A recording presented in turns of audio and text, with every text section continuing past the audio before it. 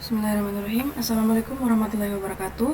Perkenalkan, nama saya Triana Rahayu, NIM H0511711509. Pada kesempatan kali ini saya akan membawakan seminar statistika 2 saya dengan judul pemodelan regresi data panel dengan pendekatan model efek umum menggunakan metode kuadrat terkecil pada laju inflasi di Sulawesi. Dengan pembimbing utama Bapak Dr. Randos Raupung MSI serta pembimbing pertama Ibu Dr. Erna Trihardiani SSI MSI dan para dosen penguji Ibu Dr. Georgina Maria Tuningki MSI dan Ibu Dr. Nurtiti Sanusi SSI MSI. Adapun rumusan masalah pada penelitian ini yaitu bagaimana estimasi parameter model dengan menggunakan pendekatan model efek umum, dan yang kedua bagaimana memodelkan data laju inflasi di provinsi yang ada di Pulau Sulawesi tahun 2013 sampai 2019. Dengan tujuan penelitian yang pertama, mendapatkan estimator parameter model regresi data panel dengan pendekatan model efek umum dan memperoleh model laju inflasi di Sulawesi dengan menggunakan model regresi data panel tahun 2013 sampai 2019. Adapun hasil dan pembahasan mencakup yang pertama, estimator parameter model regresi data panel dengan pendekatan model efek umum, dan yang kedua memodelkan laju inflasi di Sulawesi dengan menggunakan model regresi data panel tahun 2013 sampai 2019. Adapun yang pertama, estimator parameter model regresi data panel dengan pendekatan model efek umum. Dalam model ini diasumsikan bahwa intercept dan koefisien regresi konstan. Dalam hal ini metode yang digunakan adalah metode kuadrat terkecil. Adapun bentuk umum model linear efek umum sebagai berikut. YIT sama dengan beta 0 ditambah beta 1x1IT ditambah beta 2x2IT ditambah beta k x-IT ditambah EIT.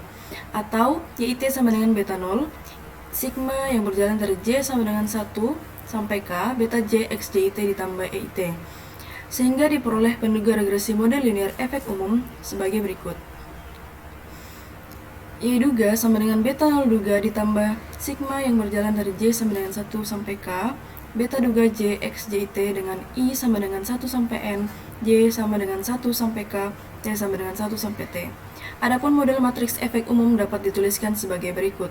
Y sama dengan XB ditambah E, dengan Y merupakan matriks berukuran NT dikali 1, X matriks berukuran NT kali K plus 1, Beta merupakan matriks berukuran K plus 1 dikali 1, dan Epsilon merupakan matriks berukuran NT kali 1. Selanjutnya, estimasi parameter dengan metode kuadrat terkecil. Untuk mendapatkan taksiran dari beta secara MKT adalah dengan meminimumkan fungsi total kuadrat residualnya. Pada persamaan 4.1 didapatkan persamaan residual sebagai berikut. S sama dengan Y kurang X beta. Jika X adalah jumlah kuadrat galat, maka S sama dengan Epsilon transpus Epsilon sama dengan Y kurang X beta transpus dikali Y kurang X beta. Karena persamaan tersebut skalar, sehingga S dapat ditulis dengan S sama dengan Y kurang X beta transpus dikali Y kurang X beta sama dengan Y transpus dikurang X transpus beta transpus dikali Y kurang X beta sama dengan Y transpus Y dikurang 2 beta transpus X transpus Y ditambah beta transpus X transpus X beta. Untuk meminimumkan S dapat diperoleh dengan syarat penuh. Turunan S terhadap turunan beta sama dengan 0, sehingga diperoleh persamaan normal min 2X transpus Y ditambah 2X transpus X beta duga ditambah 0. X transpus X beta duga sama dengan X transpus Y, sehingga diperoleh penaksir parameter beta transpus beta duga, yaitu beta duga MKT sama dengan X transpus X inverse X transpus Y, yang dinamakan sebagai penaksir parameter beta duga dengan kuadrat terkecil. Yang kedua, deskriptif statistik. Jenis data yang digunakan adalah data sekunder yang diperoleh dari Badan Pusat Statistik yang ada di Pulau Sulawesi mengenai data laju inflasi, yaitu di 6 provinsi Sulawesi pada tahun 2013 sampai 2019 dan faktor-faktor yang mempengaruhinya. Karakteristik dari masing-masing variabel dapat diinformasikan melalui deskriptif statistik yang meliputi nilai-nilai rata-rata, maksimum, dan minimum yang ditampilkan pada tabel yang ada di slide. Terlihat bahwa laju inflasi di Pulau Sulawesi terbilang cukup tinggi dibandingkan dengan pulau besar lainnya. Rata-rata laju inflasi di Sulawesi yaitu meningkat 4,57% dengan nilai inflasi dengan peningkatan tertinggi yaitu sebesar 9,67% pada rentang 7 tahun sehingga tahun 2013 hingga 2019. Sedangkan indeks kemiskinan di Sulawesi sendiri juga dapat dikategorikan tinggi dengan nilai indeks sebesar 130,24. Adapun pertumbuhan ekonomi dari tahun 2013 sampai 2019 mengalami peningkatan rata-rata sebesar 6,62%. Ini mendekati angka peningkatan tertinggi, di mana peningkatan tertinggi yaitu sebesar 8,86%. Upah minimum provinsi untuk angka pendapatan terendah yaitu di Provinsi Sulawesi Tengah pada tahun 2013, sedangkan pendapatan tertinggi yaitu di Provinsi Sulawesi Utara pada tahun 2019. Produk domestik regional bruto di setiap provinsi seiring meningkat dengan rata-rata peningkatan sebesar 7,52%. Namun peningkatan tertinggi PDRB mencapai 20,56%, yaitu di Provinsi Sulawesi Tengah pada tahun 2018. Selanjutnya, model estimasi regresi data panel. Terdapat 3 model yang akan dilakukan untuk pemodelan regresi data panel pada laju inflasi di Sulawesi Selatan, yaitu model efek umum, model efek tetap, dan model efek acak. Model efek umum yaitu di mana seluruh data digabungkan tanpa memperhatikan individu dan waktu. Dengan persamaan yaitu YT sama dengan 9,2639 kurang 0,0072 X 1 IT ditambah 0,0671 X 2 IT kurang 2,42 pangkat minus 6 X 3 IT tambah 0,6901 X 4 IT. Selanjutnya, model efek tetap merupakan metode estimasi regresi data panel dengan asumsi bahwa nilai intercept dari unit cross section atau time series berbeda, namun dengan slope koefisien yang tetap.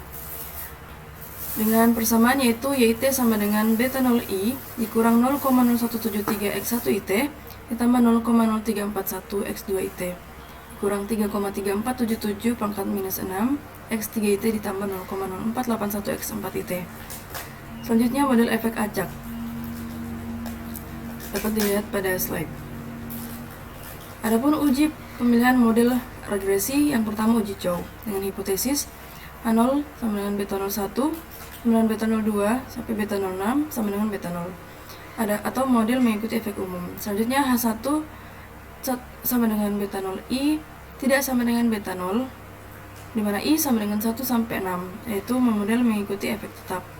Adapun daerah penolakan H0 yaitu jika nilai F hitung lebih besar dari F tabel atau p-value lebih kecil dari taraf signifikansi, maka tolak hipotesis awal atau H0 sehingga model yang terpilih adalah model efek tetap. Dengan berdasarkan tabel hasil analisis didapatkan bahwa nilai F hitung yaitu 2,9356 lebih besar dari nilai F tabelnya yaitu 2,5122 yang memiliki keputusan tolak H0, sehingga metode estimasi MET lebih sesuai dibandingkan metode estimasi MEU. Selanjutnya uji Hausman. Hipotesisnya itu dapat dilihat pada slide. Kemudian daerah penolakan H0 jika W lebih besar dari chi-square tabel atau nilai p-value lebih kecil dari alfa, maka H0 ditolak. Atau artinya model yang sesuai adalah model efek acak. Berdasarkan tabel hasil analisis, dapatkan bahwa nilai W lebih besar dari chi-square tabel yang memiliki keputusan terima H0 sehingga metode estimasi MEA lebih sesuai dibandingkan metode estimasi MET. Lanjut, uji Lagrange multiplier. Dapat dilihat pada slide. Berdasarkan tabel hasil analisis, didapatkan bahwa untuk efek waktu nilai p-value lebih besar dari alfa. Dari nilai tersebut diperoleh bahwa model MEU merupakan model terbaik yang dapat digunakan dalam mengestimasi parameter. Selanjutnya kita perlu melakukan uji asumsi klasik. Terdapat 4 uji yang harus kita lakukan, yaitu uji multikolinearitas, uji heterokedastisitas, uji autokolerasi, dan uji normalitas. Yang pertama, uji multikol. Jika nilai FIF lebih dari 10, maka dapat diartikan bahwa terjadi multikolinearitas pada data. Berdasarkan hasil analisis, nilai FIF yang diperoleh dapat dilihat pada tabel yang ada di slide. Berdasarkan tabel kita lihat bahwa nilai FIF masing-masing variabel itu lebih kecil dari 10, artinya masing-masing variabel tidak memiliki multikolinearitas.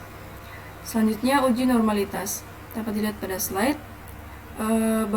Dapat dilihat bahwa hasil uji normalitas menggunakan metode Jarque-Bera didapatkan bahwa nilai JB sama dengan 1,2348, itu lebih kecil dari chi-square tabel yaitu 5,991 atau p-value lebih besar dari taraf signifikansinya. Maka terima H0 yang artinya data berdistribusi normal pada residual data laju inflasi provinsi di Provinsi Sulawesi pada tahun 2013 sampai 2019. Selanjutnya uji heterokedastisitas. dapat dilihat pada slide bahwa hasil analisis menunjukkan bahwa nilai p-value lebih besar dari alpha. Maka terima H0 yang artinya model efek umum memiliki struktur yang homoskedastik yang menunjukkan bahwa varians residual sama. Selanjutnya uji autokolerasi. Untuk mengetahui data memiliki autokolerasi atau tidak, dapat dilakukan dengan membandingkan nilai Durbin-Watson dengan nilai DL dan DU. Berdasarkan hasil analisis diperoleh nilai DW yang masuk pada kriteria 5 pada tabel 2.2, yaitu DU lebih kecil dari DW lebih kecil dari 4 kurang DL. Artinya data tidak memiliki autokolerasi negatif maupun positif. Selanjutnya penduga parameter. Berdasarkan uji model regresi data panel yaitu uji Chow, uji Hausman, dan uji Lagrange multiplier, maka model terbaik yang digunakan dalam menganalisis pengaruh laju inflasi pada tiap provinsi di Sulawesi yaitu model efek umum dengan persamaan sebagai berikut. Selanjutnya uji signifikansi parameter. Terdapat dua uji yaitu uji F secara simultan dan uji parsial secara satu-satu atau uji T. Adapun hasil uji F dapat kita lihat pada slide bahwa nilai F hitung lebih besar dari F tabel, atau nilai p-value atau signifikannya lebih kecil dari taraf signifikansi, menunjukkan bahwa H0 ditolak dan H1 itu diterima, yang berarti bahwa secara bersama-sama variabel kemiskinan, pertumbuhan ekonomi, upah minimum provinsi, dan laju pertumbuhan PDRB mempunyai pengaruh yang signifikan terhadap variabel laju inflasi, sehingga model regresi bisa dipakai untuk memprediksi pengaruh keempat variabel yang telah disebutkan. Selanjutnya hasil uji parsial 1-1. Dapat dilihat pada slide bahwa pada uji T, variabel yang berpengaruh secara signifikan adalah pertumbuhan ekonomi. Artinya variabel ini berpengaruh secara dominan terhadap laju inflasi dibandingkan variabel lainnya. Adapun kesimpulan dari hasil analisis dan pembahasan yang telah diuraikan pada bab sebelumnya, didapatkan bahwa estimasi parameter model regresi data panel model efek umum dengan metode kuadrat terkecil yaitu xt kali x transpose kali x diinverskan kali x transpose y merupakan beta duga. Selanjutnya yang kedua, model efek umum pada data laju inflasi di 6 provinsi yang berada di Pulau Sulawesi adalah sebagai berikut, yang artinya variabel pertumbuhan ekonomi berpengaruh signifikan terhadap laju inflasi. Adapun variabel pertumbuhan ekonomi dan laju pertumbuhan PDRB berbanding lurus terhadap laju inflasi di Pulau Sulawesi. Hal ini berarti bahwa setiap kenaikan pertumbuhan ekonomi sebesar 1% akan menyebabkan kenaikan laju inflasi sebesar 0,0671%, atau meningkatnya laju pertumbuhan PDRB sebesar 1% dapat menaikkan laju inflasi sebesar 0,6901% dengan ketentuan variabel yang lainnya bernilai konstan atau tetap. Variabel kemiskinan dan upah minimum provinsi berbanding terbalik terhadap laju inflasi di Pulau Sulawesi.